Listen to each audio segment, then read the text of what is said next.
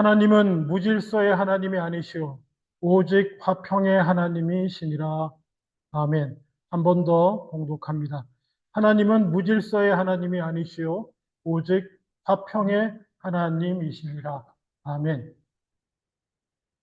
세계적으로 큰 일이 하나 결정이 됐습니다. 지난 주간에 관심이 있으셨는지 모르겠지만 저도 크게 관심은 없었습니다만 그래도 틀면 나오는 뉴스라 미국 대통령이 맞죠? 지난 주간에 결정이 됐습니다. 결정이 됐는데 그 얘기는 아닙니다. 이번 미국 대통령 선거 이야기가 아니고요. 지금으로부터 4년 전 2020년 미국 대통령 선거 때 이야기입니다. 그때도 뭐 거의 지금이랑 똑같았습니다. 그렇죠? 기억하실지 모르겠지만 당선자만 달랐는데 당이 다르고 그때 미국 교회가 살짝 두 개로 나뉘었어요. 대통령 선거를 앞두고 정확하게 50대 50으로 두 개로 나뉘었는지는 잘 모르겠습니다만은 어떻게 나눴냐? 어, 존 파이퍼 목사님이라고 있습니다. 혹시 이렇게 유튜브에서 설교 찾아서 들으시고 하시는 분 계시는지 모르겠지만은 지금 미국의 가장 강력한 영적인 지도자 중에 한 분이시고 저는 대단히 바른 분이라고 봅니다. 존 파이퍼 목사님. 제 개인적인 의견이에요. 검소하게 사시고 정말 미국의 대형교회 목사님들이 검소하기가 쉽지 않은데 그분은 끝까지 검소하시고 그 신앙의 목회 철학이랄까 이런 것도 제가 참 좋아합니다. 그래서 혹시 이렇게 다른 설교를 좀 듣고 싶다. 미국 유명한 목사님은 어떤 설교를 하시나 그러면 제가 추천해 드릴 만한 분 중에 한 분이 존 파이퍼 목사님입니다. 이분은 본인은 침례교 목사님이시지만은 그 신학적 배경은 칼빈주의, 장로교입니다. 장로교. 저도 이제 고등학교 때까지는 침례교인이고 침례받았지만 지금은 장로교인인 것처럼 그분은 좀 반대긴 한데 침례교인이자 장로교 신학을 하시는 분인데 이분이 그때 2020년도에 글을 하나 썼는데 무슨 글을 썼냐 하면은 지금 후보 둘 다 사퇴하라고 글을 썼습니다. 둘 다 그리스도인이 지지하기에는 적합하지 않은 후보다. 그때 2020년도 대통령 후보가 누구였습니까? 바이든하고 트럼프였던 걸로 기억하는데. 그렇게 쓰면서 이거는 명령이 아니고 그냥 내 개인적인 의견이니까 모든 그리스도인들이 내 말을 따를 필요는 없습니다.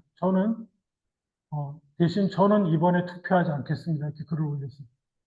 두 사람이 사퇴하기를 종용하고, 어, 그렇게 썼고요. 그리고 2020년입니다. 지금 아니에요. 2020년, 4년 전에.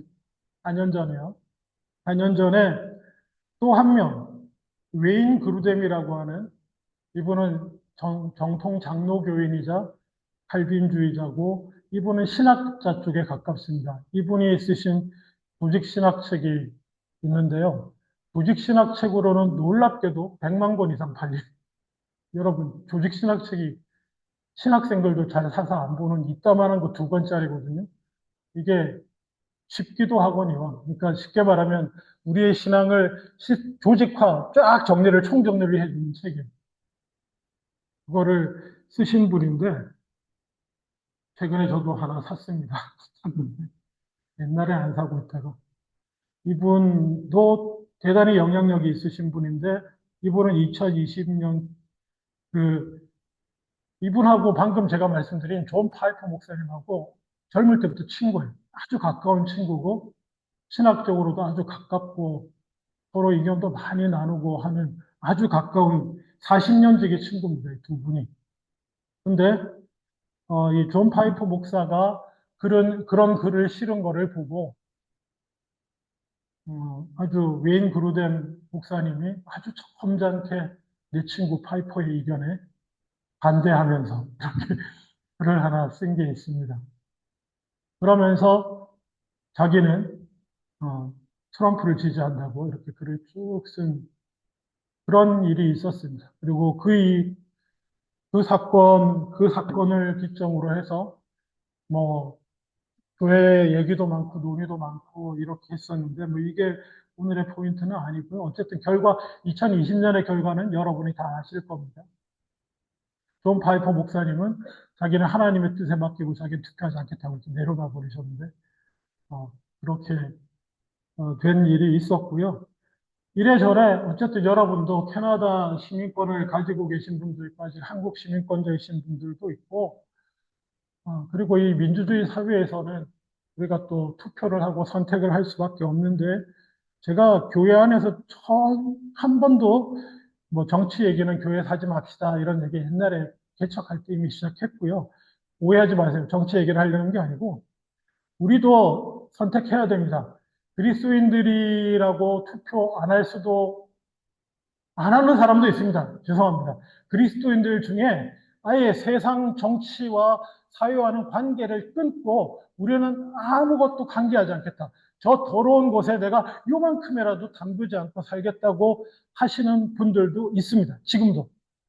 우리가 메노나이트 처치를 빌려 쓰고 있는데 원래 이분들이 여러분 아미시라고 하는 공동체 아실지 모르겠네요. 그 자기들만 이렇게 19세기 모습 그대로 살면서 핸드폰도 안 쓰고, 뭐, 차량도 안 쓰고, 지금도 마차 타고 다니고 이러면서 그냥 자기 지역의 전기도 안 씁니다. 그러면서 그 생활 방식을 유지하고 사는 분들이 계신데, 이 메노나이트 약간 그 라인이에요. 정확히 말하면 메노나이트에서 달라져서 더 보수화된 게 그 라인이지만은, 우리가 속해 있는 이 메노나이트 교회는 좀 더 이제 세상으로 나와 사시는 양반들인데, 그분들은 투표 안 합니다. 그 정치라는 것 자체가 사실은 뭐 인용을 안 하더라도 정치는 악마적인 거거든요, 사실은. 이 세상의 정치는 항상 사탄적인 부분이 있어요. 그래서 제 얘기가 아니고요. 막스 베버라고 하는 기독교계에서 자주 인용되는 유명한 사회학자이자 철학자의 얘기입니다. 그래서 아예 정치는 접근을 안 하려고 하시는 분이 있어요. 그런 공동체도 있고. 근데 올해 뉴스에 놀랍게도 이분들이 투표하러 나오셨더라고요. 역사상 처음이래요. 역사상 처음. 하여튼 투표하러 나오셨답니다. 그런 뉴스 보세요. 근데 하여간에 우리는 어쨌든 장로교인 저희 장로교 입장에서는 해야 된다. 세상이 악하고 비록 정치라는 것이 악마적인 것이긴 해도 그래도 우리는 하나 주님이 다시 오시기 전까지 조금이라도 덜 악한 세상으로 유지하기 위해서 우리는 애쓰고 노력해야 된다라는 세상 속에서 빛과 소금으로 애써야 된다고 하는 입장이 장로교 입장입니다. 하여튼 그래서 아, 제가 아미시 속한 교단이었으면 이런 말씀 드릴 필요도 없지만 장로교에 속한 입장으로서 우리는 선택할 때 무엇을 가지고 선택해야 될까 하는 말씀만 드리기를 원합니다. 한 가지 기억하세요. 오늘 본문으로 돌아갑니다. 하나님은 무질서의 하나님이 아니죠. 하나님은 화평의 하나님. 이게 참, 앞에는 무질서라고 단어를 번역해 놓고요. 뒤는 질서라고 하죠. 무질서의 하나님이 아니요. 하나님은 질서의 하나님이시래라. 이렇게 하면 될 걸. 번역을 꼭, 하나님은 혼란과 무질서의 하나님이 아니시오. 오직 화평의 하나님이시라. 옛날 번역은 질서의 하나님 이렇게 해놓은 것 같은데, 저는 그것이 더 본문의 의미에 더 맞는 번역이라고 생각이 듭니다. 하여간에 화평의 하나님이시다. 라는 것만 기억하시면 좋겠습니다. 그럼 오늘 설교 다 들으신 건데요. 여러분이 어떤 공적인, 사적인 것 포함해서 공적인 선택을 할 때 꼭 기억해야 될 것은 하나님은 무질서의 하나님이 아니시오. 오직 질서의 하나님, 화평의 하나님. 이 화평이라고 번역한 이유가 이 헬라어 단어가 원래 에이레네라고 하는 단어입니다. 혹시 에이레네라고 기독교 카페가 한때 있었는데 제 대학 시절에 거기서 모임도 많이 하고 했었는데 에이레네라고 하는 단어는 평화라고 번역될 수도 있고요. 정확히 말하면 구약 시대의 샬롬을 유대인들이 헬라어로 말할 때 에이레네라고 표현을 합니다. 샬롬이 뭡니까? 안녕이죠. 안녕, 평안. 근데 그 샬롬의 궁극적인 의미는 조화입니다. 무슨 조화냐? 모든 것이 하나님이 원래 창조하셨을 때의 질서 그대로 제자리에 있는 것. 그것이 조화고, 그것이 질서요, 그것이 평화입니다. 성경이 말하는 평화는 에이레네는 모든 것이 하나님이 원하시는 창조 질서 안에 그 자리에 있으면서 돌아가는 것을 평화라고 합니다. 하나님은 세상을 창조하셨습니다. 이것이 우리의 믿음의 고백입니다. 아멘. 세상은 우연적으로 혼란 가운데 던져져 있는 것이 아니고 창세기 1장 1절에서 4절 보시면 성경은 이렇게 우리에게 전해줍니다. 태초에 하나님이 천지를 창조하시니라 땅이 혼돈하고 공허하며 흑암이 깊음 위에 있고 하나님의 영은 수면 위에 운영하셨는데 하나님이 이르시되 빛이 있으라 하니 빛이 있었고 그 빛이 하나님 보시기에 좋았더라. 이렇게 얘기합니다. 자, 이것이 선포하는 내용이 뭡니까? 세상은 원래 혼돈입니다. 혼돈이며 공허입니다. nothing이며 confuse한 것입니다.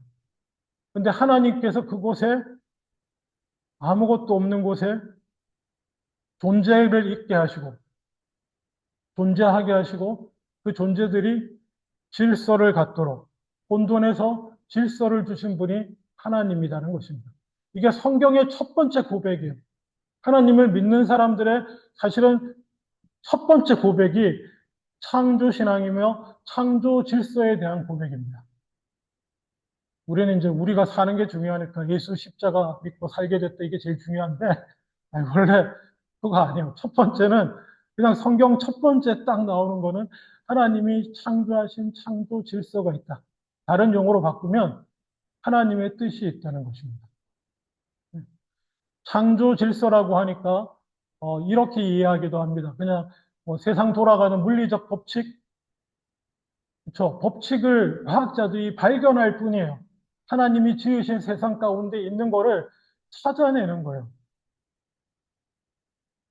하나님의 형상을 닮은 우리 인간들이 하나님이 주신 이성과 지혜를 가지고 하나님이 지으신 세계에서 하나님의 그 뜻을, 물리적인 뜻을 발견하는 게 과학이었습니다. 원래 옛날에는.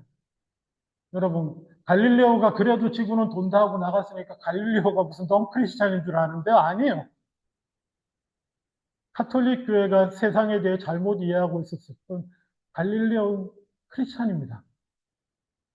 그 당시 과학자들은 거의 100% 그들이 과학을 했던 이유는 하나님이 지으신 세계의 영광을 자기가 연구해서 그 법칙들을 찾아내므로 법칙 하나 발견할 때마다 그것이 하나님께 영광이었어요. 하나님이 지으신 세상이 이렇게 돌아가는 거예요. 그래서 하나님이 창조하셨고 질서가 있다 그러면 무슨 물리적 법칙들만 생각할 수가 있는데요. 하나님이 창조하셨고 하나님은 질서의 하나님이라고 할 때에는 거기는 단순히 물리적 법칙 외에 모든 존재들의 관계에 관한 법칙도 하나님이 정하셨다는 것입니다. 모든 창조의 법칙, 생물들의 존재 법칙, 하나님의 만드신 하나님의 뜻, 움직일 수 없는 하나님의 창조 질서가 또 뭐가 있을까요? 물리적인 거 말고. 가장 큰 계명이죠. 너희들의 존재, 살아서 생명을 가지고 살아가는 너희들의 관계의 법칙은 하나님을 사랑하고 이웃을 사랑하는 것이다. 이것도 창조 질서입니다, 여러분. 다른 게 아니에요. 우리는 서로 사랑하면서 살아야 돼요. 하나님을 사랑해서 하나님과 관계 맺고 사랑으로. 그리고 그 사랑에 힘입어 서로 사랑하는 관계로 사는 것이 창조의 질서입니다.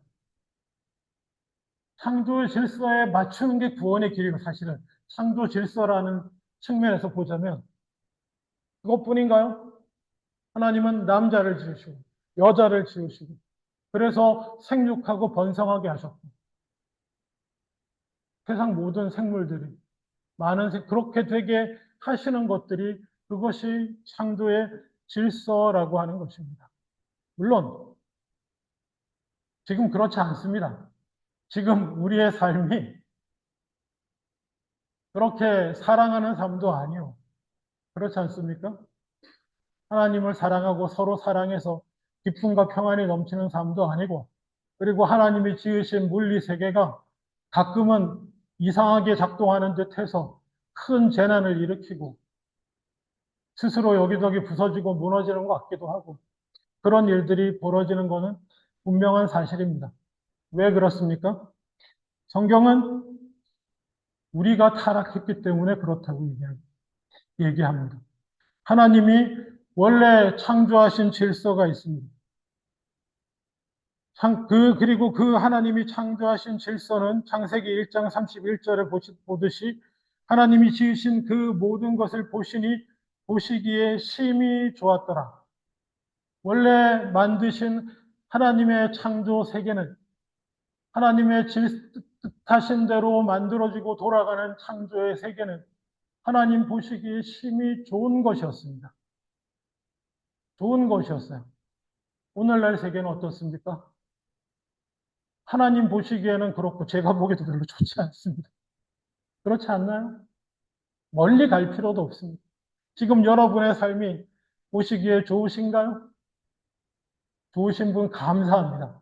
이건 구원의 역사고 하나님이 주시는 은혜 가운데 사시는 분들 감사합니다. 하나님의 자녀로, 하나님의 아들로, 하나님의 딸로 거듭나서 하나님 보시기에 좋고 내가 봐도 지금 좋고 만족하고 감사한 삶을 사시는 여러분들 감사합니다. 오직 하나님께 영광입니다. 그렇지만 어쨌거나 조금만 눈을 들어 내 안과 세상과 세계를 바라볼 때 이 세계는 그 창조 질서가 망가진 것입니다. 이 부분에 대해서는 오늘 따로 길게 말씀드리지 않겠습니다. 이거 하나도 너무 큰 주제라서요. 이 망가진 인간이 어떻게 타락했고 이런 얘기들 복잡하게 하지 않겠습니다. 그리고 이 망가진 상태를 오늘날의 모습을 세상의 모습을 성경은 이렇게 표현하고 있습니다. 제가 읽어드릴게요. 로만 8장이요. 로마서 8장 19절에서 22절. 피조물이 고대하는 바는 하나님의 아들들이 나타나는 것이니 피조물이 허무한데 굴복하는 것은 자기의 뜻이 아니요 오직 굴복하게 하시는 이로 말미암음이라.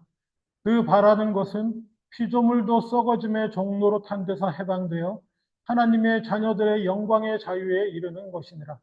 피조물이 다 이제까지 함께 탄식하며 함께 고통을 겪고 있는 것을 우리가 아느니라. 이게 뭔 소린가 싶으신 부분도 있을 겁니다. 이 세상에 피조된 것들이 하나님께 지음받은 이 세상 모든 것들이 하나님의 자녀들이 나타나는 것들을 기다리고 있고요. 그리고 또 20절에 보면 이 세상의 피조물들이 허무한데 굴복하게 되어 있다라고 말합니다. 지금. 그 허무는 무엇입니까? 창세기 1장에 하나님이 이 세계의 질서를 가져오기 전에 땅이 혼돈하고 공허하고 하다고 할 때의 그것입니다. 피조 세계의 모든 것이 그 허무 앞에 굴복하고 있다는 것입니다. 그래서 그 구체적인 결과는 피조물들이 썩어가고 망가져가고 있다는 것입니다. 그런데 그것들이 하나님의 자녀들이 나타나는 것을 기다린다고 합니다. 하나님의 자녀들이 나타났다는 것은 무슨 뜻입니까? 하나님의 자녀들이 누구입니까? 우리는 다 하나님의 자녀입니다. 원리적으로 그렇습니다. 하나님이 만드신 사람입니다. 정확히 말해서 하나님과 관계를 끊고, 처음 인간이 하나님과의 관계를 끊고 자기가 하나님처럼 되기 위해서 나온 이후로 하나님 아버지와 우리의 관계는 깨어졌고 진정으로 하나님의 자녀들이 되기 위해서 우리는 다시 예수 그리스도를 통하여 하나님께 돌아가 하나님과의 관계를 회복해야 되는데, 어쨌든 그렇게 다시 하나님을 알게 되고 하나님과의 관계가 회복된 사람들이 하나님의 자녀들이고요. 그 하나님의 자녀들이 나타나기 시작했다는 것은 어떤 무엇을 나타내 주는 겁니까? 하나님의 구원이 시작되었다는 뜻입니다. 아멘. 이 땅에, 이 악하고 망해가는 세상에 제일 처음 나타난 하나님의 아들은 누굽니까? 예수 그리스도. 예수 그리스도가 오셨다는 그 의미가 뭐죠? 하나님의 구원이 시작되었다. 그리고 그 예수를 믿고 따르는 사람들이 늘어나며 하나님의 자녀들이 늘어나기 시작하는 것은 하나님의 구원이 시작되었다라는 것입니다. 피조물조차도 하나님의 구원을 기다리고 있고, 사실은 여기에서 더 나아가서 세상이, 우리 인간이 타락함으로 이 세상을 망가뜨리고 있습니다. 그렇지 않습니까? 뭐 기후 문제네 어쩌네 이런 거 전부 솔직하게 이렇게 지금 우리가 고통받고 있느니, 기후가 망가져가지고 여기저기 우리는 좀 그래도 괜찮은 동네 살고 있습니다만 캐나다 사는데도 불구하고 경험하잖아요. 지금 태평양의 어떤 섬나라들은 이제 나라 자체가 없어질 겁니다. 물이 계속 올라와가지고요. 누구 때문에요? 하나님 때문인가? 아니요. 우리가 망가뜨린 거예요. 우리가. 인간의 욕심으로 자기 편한 거 계속 만들고 자기가 하고 싶은 거 계속 해내면서 망가뜨린 결과를 그냥 받는 거예요. 하나님의 창조 질서를 어그러뜨린 값을 그냥 우리가 치르는 겁니다. 그 얘기는 무슨 얘기냐면 우리가 고칠 수도 있다는 거예요. 인간이 타락해서 세상을 망가뜨린다고 한다면 이제 우리가 고칠 수도 있다는 뜻입니다. 성경은 그걸 이렇게 표현하는 거예요. 이 피조 세계가 망가져가고 있었는데 그들이 하나님의 구원을 기다리는데 그 구원은 하나님의 자녀들로부터 하나님의 자녀들이 나타나서 그들이 다시 망가진 창조 질서를 회복시킬 것을 기대한다라고 합니다. 이 본문은 그렇게밖에 이해될 수 없는 본문이에요. 피조 세계가 하나님의 자녀들의 나타남을 기대하면서 그들도 구원받아 하나님의 자녀들의 영광의 자유에 자기들도 이룰 것을 기대한다고 말하는 것입니다. 길게 말씀드렸지만, 지금 창조의 질서는 파괴되어 있고요. 하나님의 자녀들은 그 질서를 모든 방면에서 회복시켜 가야 할 사명이 우리에게 있습니다. 이게 저희 교회에서 제가 맨날 하는 단어를 빌리자면 하나님의 나라를 회복해 가는 것, 또 그곳에 포함되는 것입니다. 자, 세계만 그렇습니까? 우린 어떻습니까? 우린 어떤가요? 타락의 영향을 그냥 직격으로 받고 있지 않습니까? 이제 우리는 영원한 생명 되신 하나님과의 관계가 끊어져서 우리 존재 자체는 가만히 내버려 두면 허무로 나아갑니다. 허무한 대로 굴복하며 가게 되어 있습니다. 매년 해가 지나면 지날수록 경험하지 않습니까? 거울만 바라봐도 이제 나는 허무한 대로 가고 있구나. 탄산이 흩어져서 남는 것이 없을 곳으로 그런 모습들 보이지 않습니까? 물론 그걸로 끝나는 건 아닙니다만. 근데 놀랍게도 그것도 하나님의 질서입니다. 우리가 잘 알다시피 한 번 죽는 것은 사람에게 정하신 것이죠. 타락한 인간에게 한 번 죽는 것은 하나님이 정하신 일입니다. 히브리서 9장의 말씀이죠. 그거를 자기 방식으로 안 죽으려고 발버둥 치는 것도 이 창조 질서를 어그러뜨리는 일입니다. 자연과학이라는 도구를 가지게 된 인간이 하는 일 중에 하나가, 열심히 하는 일 중에 하나가 뭔지 아십니까? 생명을 연장하는 꿈을 꾸는 거고 죽지 않는 길을 찾는 것을 합니다. 거기에 들어갈 연구비면은 아프리카나 인도나 저런 곳에 가난해서 몇 달러짜리 약 하나만 있으면 생명을 연장할 수 있는 그 사람들을 위한 약 만드는 데 들어가야 될 돈들을 일부 힘있고 권력 있는 자들의 영생과 오래 사는 것을 연구하기 위해서 투자를 하고 있는 것이 망가진 세상이 돌아가는 방법입니다.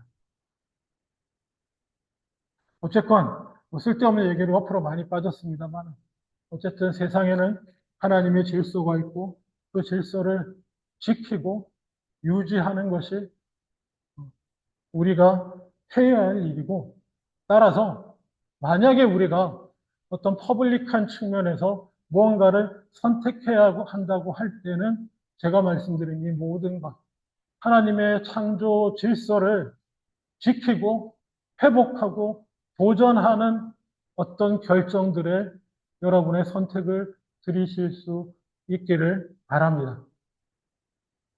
하루하루 삶에서도 마찬가지입니다. 하나님이 창조하신 질서를 무너뜨리고 그게 물리적인 거든지 뭐 자연적인 거든지 뭐 생물학적인 거든지 사회관계든지 뭐든지 간에 모든 윤리든지 간에 하나님이 만든 질서를 깨뜨리는 것을 막고 깨졌으면 회복하는 것이 우리의 하나님의 자녀들이 이 땅에 살아가는 이유 중에 하나입니다. 기도하겠습니다. 아버지 하나님, 오늘 기억하기를 원합니다. 우리가 하나님의 자녀가 되었다는 것은 하나님이 만드신 창조 질서를 보존하고 지키고 망가진 것은 회복해야 하는 사명을 받은 자라는 것임을 다시 한번 기억하게 하여 주시옵소서. 피조물들이 고대하는 바가 하나님의 자녀들이 나타나는 것이라고 했습니다. 누가 하나님의 자녀들입니까? 이미 우리는 이 땅에 하나님의 자녀들로 있게 하셨습니다, 주님이.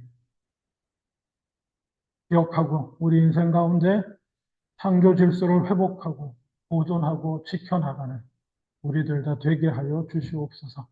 감사드리고 예수님 이름으로 기도합니다. 아멘. 다 일어나셔서 찬송하겠습니다.